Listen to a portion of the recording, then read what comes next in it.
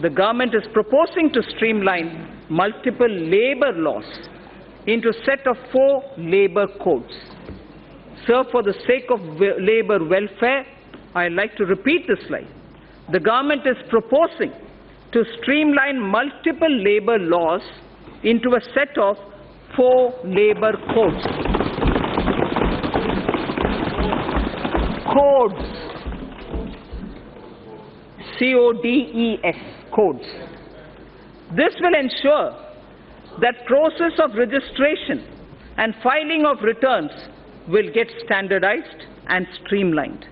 With various labor-related definitions getting standardized, it is expected that there shall be less disputes. We propose, again sir, this is an interesting idea, I wish to draw your attention, we propose to start a television program within the DD bouquet of channels exclusively for startups.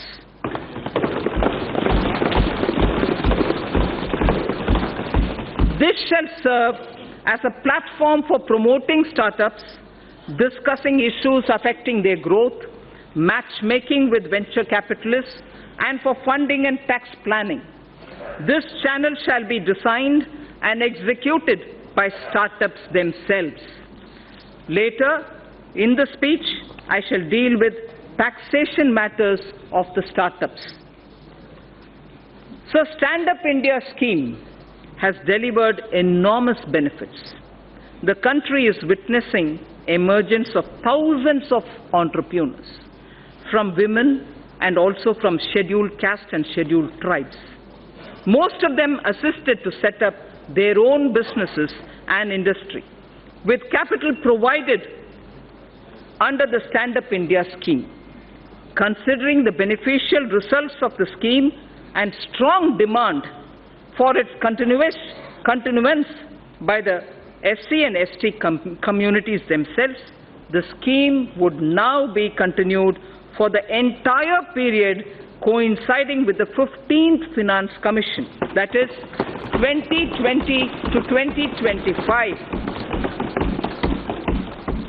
The banks will provide financial assistance for demand-based businesses, including, for example, for acquisition of scavenging machines and robots. Sir, Speaker, the Stand Up India scheme has made human dignity and self-esteem to go up. Kayakeva Kailasa, I said earlier, and I repeat, the Ministry of Petroleum and Natural Gas has enabled SC and ST entrepreneurs in providing bulk LPG transportation contracts to them. In a matter of 2 years, over 300 entrepreneurs have emerged as a result of the Stand Up scheme. Machines and robots have been deployed to do scavenging, which also saved the manual scavengers their dignity. The synthesis between stand-up and start-up, with commercial banks playing the catalyst, has brought this transformational change. Sir, now I shall concentrate a few paragraphs on ease of living. After all, everything that this government does with the principle of minimum government, maximum governance is aimed at getting ordinary citizens' life a bit easier. So the ease of living is a very important principle. This government aims to bring greater ease of living in the lives of its citizens. Digital payments are gaining acceptance everywhere, including by the government. Use of technology is an effective way to ensure this. Pradhan Mantri Shram Yogi Maan-Dhan was launched on 5th March 2019 by the Honorable Prime Minister in Ahmedabad.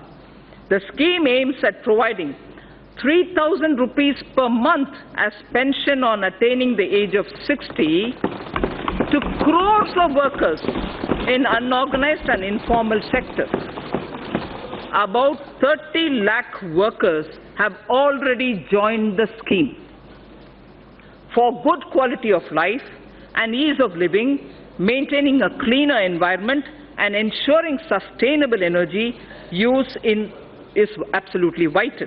A program of mass scaling up of LED bulbs for widespread distribution at household level was taken up, resulting into massive replacement of incandescent bulbs and CFLs in the country. Approximately 35 crore LED bulbs have been distributed under the Ujala Yojana, leading to a cost saving, and this is very impressive. I request through you, respected Speaker, that all members present here listen to what cost saving has emerged because of the LED bulbs. Approximately 35 crore LED bulbs have been distributed under the Ujala Yojana, leading to a cost saving of 18,341 crores. And this 18,341 crores annually, every year, because of LED, this is what the country is saving. It is going to be free of incandescent, India is going to be free of incandescent bulbs, and CFL use has already become minuscule. We will use the approach of mission LED bulb method to promote the use of solar stoves and battery chargers in the country.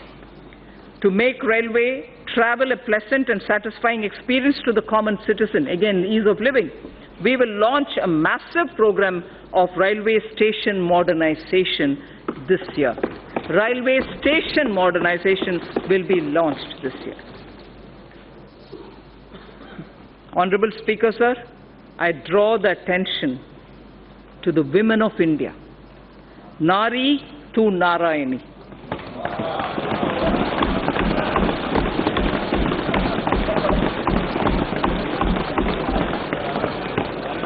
We believe, obviously this country's tradition has been Nari to Narayani. Swami Vivekananda, in a letter to Swami Ramakrishnananda, had said, "There's no chance for the welfare of the world unless the condition of women is improved." I repeat, there is no chance for the welfare of the world unless the condition of women is improved. It is not possible. It is not possible for a bird to fly on one wing. Swami Vivekananda's words. This government believes that we can make progress with greater women's participation. In India's growth story, sir, I would like to draw your attention. In India's growth story, particularly in the rural economy, Gramin Arthvyavastha mein, the role of women is a very sweet story. Gramin Arthvyavastha mein Mahila ki Bhagidari एकदम एक सुनहरा कहानी है. This government wishes to encourage and facilitate the role of women. Gender analysis of the budget aimed at examining the budgetary allocation through a gender lens has been in place for over a decade. I propose to form a broad-based committee with government and private stakeholders to evaluate and suggest action for moving forward. There is no segment of human life where the contribution of women is not significant. There is no segment where the contribution of women is not significant. This government firmly believes that the socio-economic transformation that is taking place, particularly in the last decade, India's women's role and leadership is distinct. The recent elections have shown record turnout of women voters at par with men. Record turnout of women voters at par with men. We also have a record number of 78 women MPs here in this House. This reinforces our approach of going beyond just women-centric policy. I repeat, this reinforces our approach of going beyond just women-centric policy making to building women-led initiatives and movements.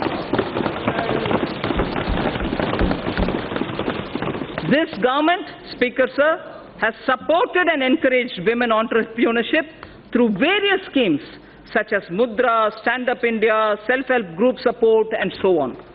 In order to further encourage women enterprises, I propose to expand the Women SHG Interest Subvention Program to all districts in India. Furthermore, for every verified woman SHG member having a Jan Dhan bank account, for every verified woman SHG member having a Jan Dhan account, an overdraft of 5,000 shall be allowed. Again, one woman in every SHG, which is spread all across the country, one woman in every SHG will also be made eligible for a loan up to 1 lakh under the Mudra scheme.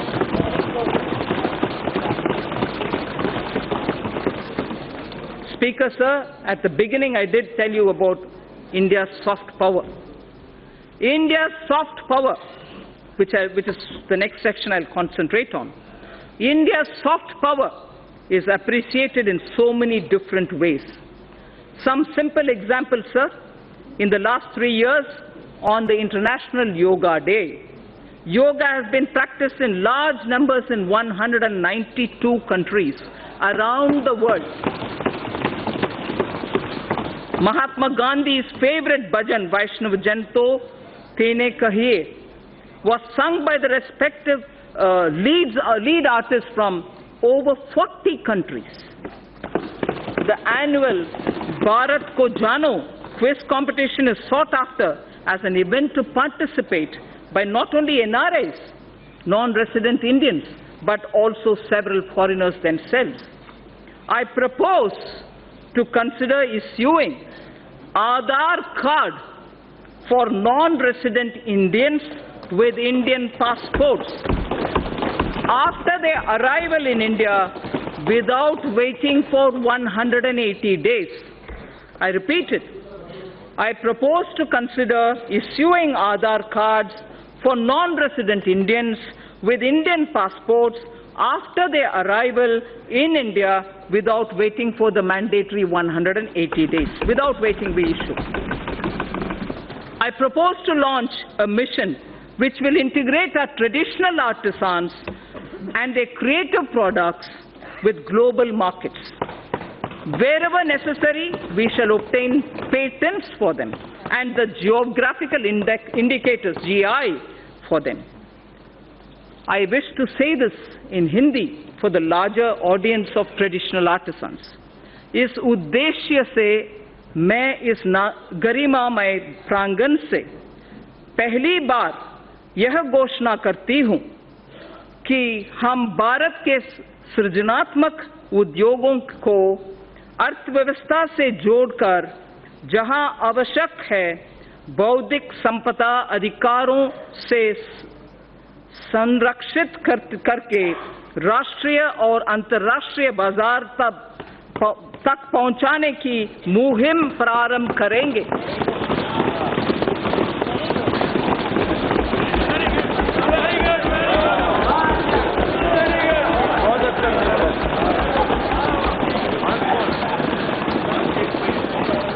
To give further impetus to India's growing influence and leadership in the international community, government decided to open Indian embassies and high commissions abroad in countries where India does not have a resident diplomatic mission as yet. Accordingly, in March 2018, government approved opening of 18 new Indian diplomatic missions in Africa.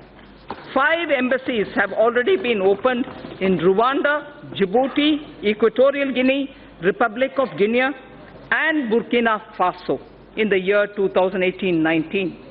Government intends to open another 4 embassies, new ones, in the year 2019-20. This will not only increase the footprint of India's overseas presence, but also enable us to provide better and more accessible public services, especially to the local Indian communities in these countries. In line with our ancient wisdom, India has always pursued a policy of economic cooperation with countries through bilateral and regional coordination. Indian Development Assistance Scheme, IDEAS, provides concessional financing for projects and contributes to infrastructure development and capacity building in the recipient developing countries. Mindful of our position as the sixth largest economy, we will look at alternative development models which include private sector equity, multilateral financing, contributions from corporates, non-residents, and so on. I propose to revamp the IDEA scheme during the current financial year. The government is developing 17 iconic tourism sites into world-class tourist destinations and to serve as a model to other tourism sites. The iconic tourism sites would enhance visitor experience, which would lead to increased visits of both domestic and international tourists at these destinations. With the objective of preserving rich tribal heritage, a digital repository is developed where documents of folk songs, photos and videos regarding their evolution, place of origin, lifestyle, architecture, education levels, skill sets, traditional art, folk dances, and other anthropological details of the tribes in India will be stored. The repository will further be enriched and strengthened as we go along. Speaker, sir, now I come to saying what we propose about the banking and the financial sector. Financial gains from cleaning of the banking system are now amply visible. NPAs, meaning non-performing assets, of commercial banks have reduced by over 1 lakh crore over the last year. Record recovery of over 4 lakh crore due to IBC and other measures has been effected in the last 4 years. Provision coverage ratio is now at its highest in 7 years, and domestic credit growth has risen by 13.8%. Government has smoothly carried out consolidation, reducing the number of public sector banks by 8. Government has smoothly carried out consolidation, reducing the number of public sector banks by 8. At the same time, as many as 6 public sector banks have been enabled to come out of prompt corrective action framework. We have enabled 6 public sector banks to come out of that situation. Having addressed the legacy issues, public sector banks are now proposed to be further provided 70,000 crores of rupees capital to boost credit for a strong impetus to the economy. 70,000 crores of rupees will be provided in order that capital will be boosted so that credit can be improved. To further improve ease of living, they will leverage technology, offering online personal loans, doorstep banking, and enabling customers of one public sector bank to access services across all public sector banks, and so on. In addition, government will initiate steps to empower account holders to remedy the current situation in which they do not have control over deposits of cash by others into their accounts. There is an issue now. Unknowing to them, there are money being deposited into accounts, and that is creating a lot of problems for customers. So we will be addressing that also. We will initiate steps to address that problem. Reforms will also be undertaken to strengthen governance in public sector banks.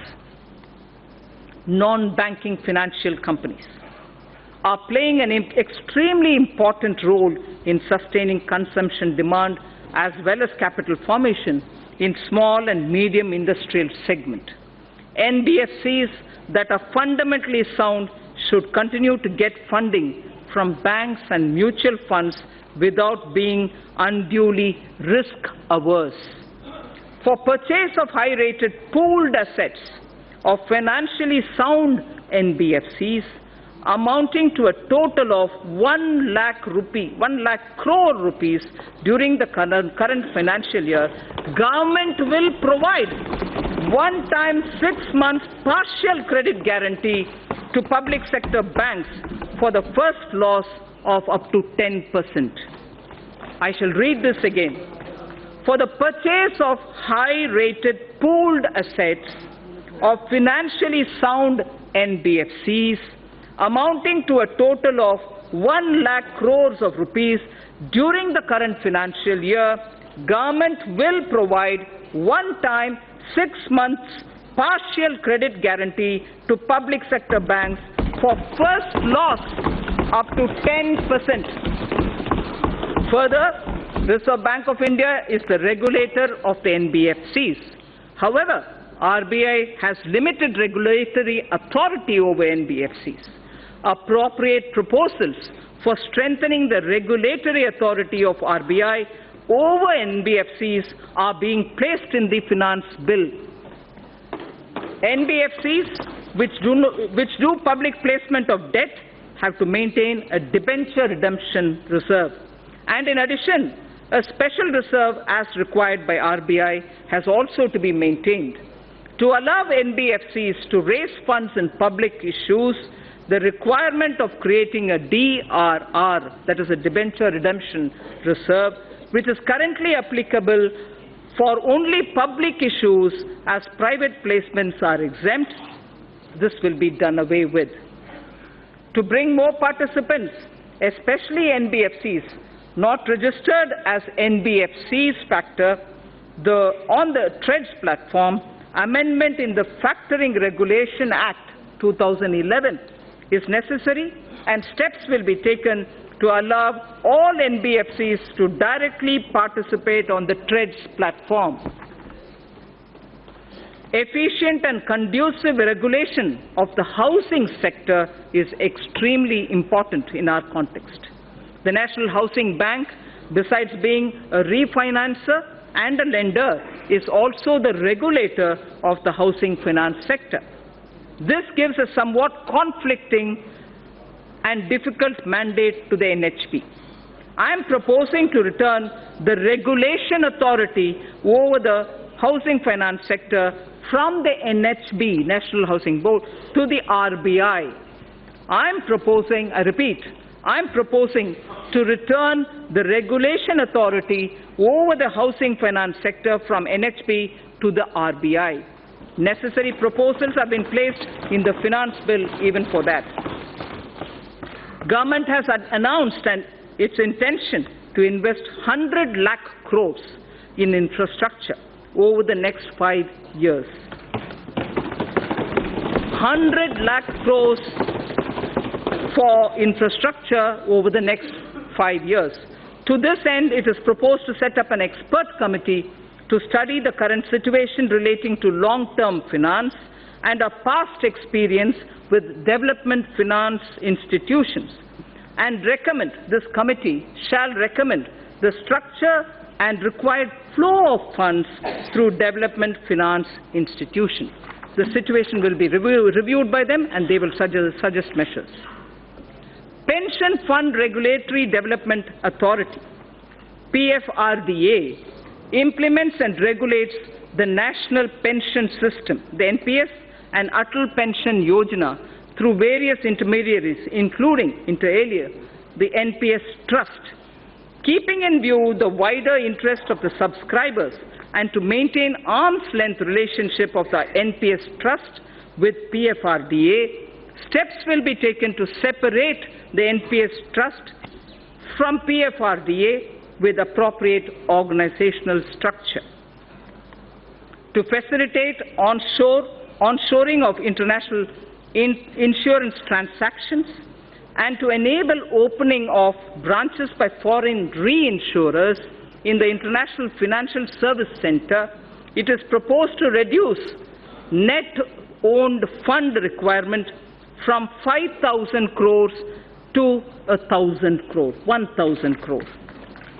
I'll repeat that sentence, sir. To facilitate onshoring of international insurance transactions and to enable opening of branches by foreign reinsurers in the International Financial Services Center, it is proposed to reduce net owned fund requirement from 5,000 crores to 1,000 crores. Government has been following the policy of disinvestment in non-financial public sector undertakings, maintaining government stake not to go below 51%. Government is considering, in case where the undertaking is still to be retained in government control, to go below 51% to an appropriate level on case-to-case basis. Government has also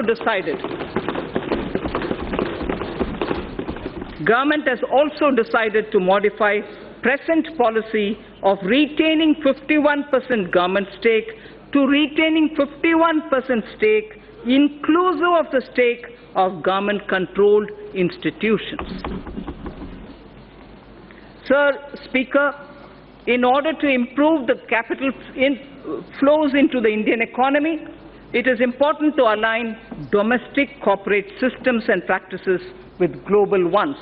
It is also appreciated that global finance movement in equity uses certain parameters to evaluate the stocks in which they choose to invest. The government intends to further encourage retail participation in CPSEs, which of late has shown very encouraging upward trend.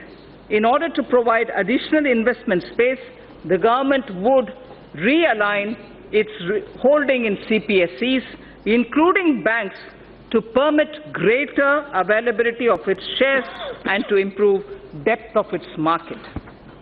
Strategic disinvestment of select CPSEs would continue to remain a priority of this government. In view of current macroeconomic parameters, government would not only reinitiate the process of strategic disinvestment of Air India, but would offer more CPSEs for strategic participation by the private sector. I repeat this sentence. Strategic disinvestment of select CPSEs would continue to remain a priority for this government. In view of current macroeconomic parameters, government would not only reinitiate the process of strategic disinvestment of Air India, but also would offer more CPSEs for strategic participation by the private sector. Government is setting an enhanced target of rupees 1,05,000 crore of disinvestment receipts for the financial year 2019-20. The government will undertake strategic sale of PSUs. The government will also continue to do consolidation of PSUs in the non-financial space as well. Sir, ETFs have proved to be an important investment opportunity for retail investors and has turned out to be a good instrument of Government of India's disinvestment program. To expand this further, Government will offer an investment option in ETFs on the line of Equity-Linked Savings Scheme, which is ELSS. This would encourage long-term investments in CPSEs.